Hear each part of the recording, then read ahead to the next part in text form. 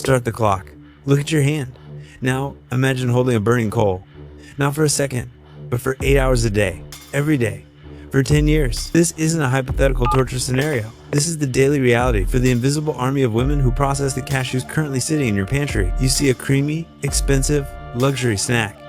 The industry sees a chemical warfare agent wrapped in a hard shell, and the people on the factory floor? They see a choice between starving or burning their fingerprints off. Welcome to the dark economics of the cashew industry, where the true price of the nut is paid in skin and blood. Most of us have no idea what a cashew actually looks like in the wild. We assume it grows inside a shell like a peanut or a walnut, but the cashew is a biological freak. It grows hanging off the bottom of a false fruit called the cashew apple, and the nut itself is encased in a double shell. Between those two layers of hard shell lies a honeycomb structure filled with a reddish-brown, viscous oil. This isn't just sap. It is cashew nutshell liquid, or CNSL.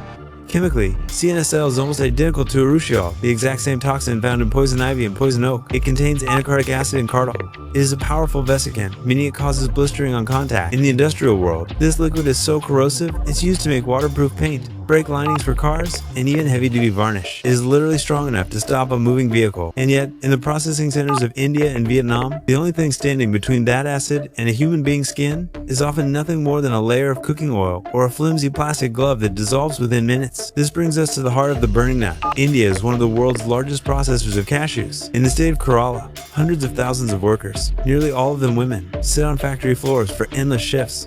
Their job is to shell the roasted nuts. Machines can do this, but machines break the kernels. A whole cashew commands a premium price. A broken one does not. So, the industry relies on human hands because they are gentler than steel. But the cost of that gentleness is gruesome. As these women crack the shells with mallets or hand-operated blades, the CNSL splatters. It hits their fingers, their wrists, and sometimes their faces. The acid eats through the top layer of skin, turning it black and leathery. If you walk into these factories, you don't need to ask who the veteran workers are. You just look at their hands. They are scarred, discolored, and often devoid of fingerprints.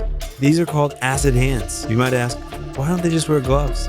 It is the most common question, and the answer is a devastating lesson in poverty economics. Most of these workers are paid by the kilogram of piece rate system. Gloves make your hands clumsy. They slow you down. Wearing thick protective gear might mean shelling 2 fewer kilos a day. In the razor-thin margins of the working poor, that difference is a meal for their children, so they choose the burn. They dip their hands in castor oil or alkaline ash to neutralize the acid.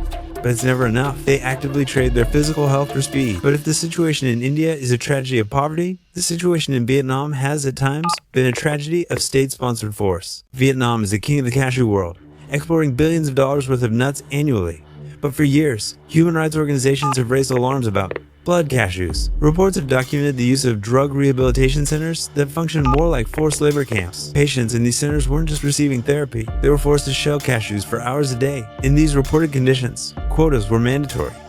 Refusal to work meant beatings with truncheons, electric shocks, or solitary confinement. It was a system where the rehabilitation was essentially torture for profit, turning vulnerable populations into a free workforce to keep export prices competitively low. While the industry claims to have cracked down on these practices due to international outcry, the supply chain remains notoriously opaque. When you buy a bag of cashews, there's almost no way to trace whether that specific nut was shelled by a grandmother in India, paid pennies, or a detainee in a forced labor camp. The absurdity of this supply chain spans the entire globe. The story usually starts in Africa. Countries like Ivory Coast, Ghana, and Tanzania grow the majority of the world's raw cashews, but they process very few of them. Why? Because the machinery and the infrastructure to process them is expensive, but shipping raw nuts to Asia is cheap. So, a cashew grown in Africa is put on a ship, travels thousands of miles to Vietnam or India to be shelled by hand, and is then shipped back across the ocean to Europe or the United States. This creates a massive economic imbalance.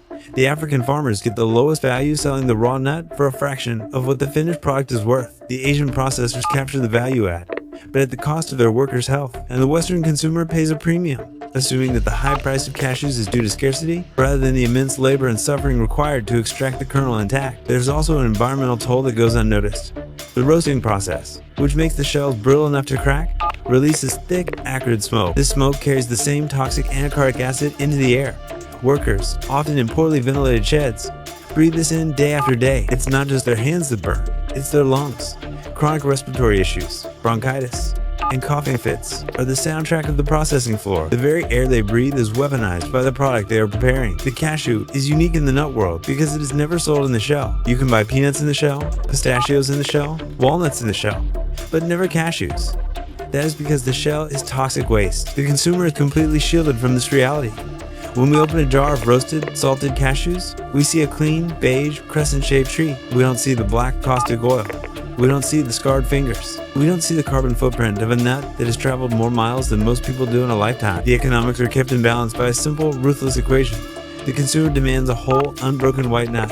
The machine cannot guarantee that without shattering the product. Therefore, the human hand is required, and until the consumer is willing to pay significantly more for fair trade, mechanically processed, or ethically sourced nuts, the industry will continue to rely on the cheapest, most desperate labor available. This isn't a call to stop eating cashews. It is a call to understand what you are consuming. Every time you eat a whole, perfect cashew, you are looking at the result of a process that is dangerous by design. You are eating the survivor of an acid bath. The sweetness of the nut is directly proportional to the bitterness of the labor that produced it. The cashew industry is a global machine that turns toxic resin and human skin into gold. And right now, business is booming.